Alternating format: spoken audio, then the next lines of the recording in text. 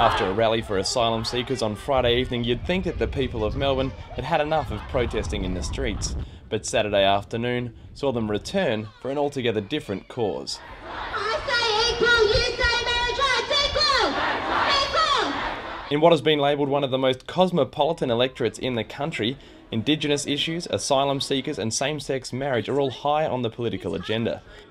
Nothing shows this more than the newly installed Labor candidate, Kath Botel, braving a hostile crowd to step away from her party's line on same-sex marriage and to prove her progressive credentials. Labor is the only party that has worked for equality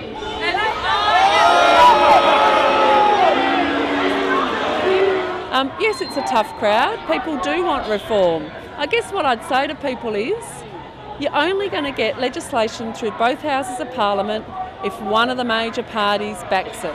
You're not going to get it if it's seen as a fringe issue. Politics has always been a two-horse race here in Australia, but in the increasingly left-leaning seat of Melbourne, it's Labor and the Greens, rather than the Liberals, who are battling it out. So much so that the Liberal candidate Simon Olsen has been very difficult to spot on this year's campaign trail.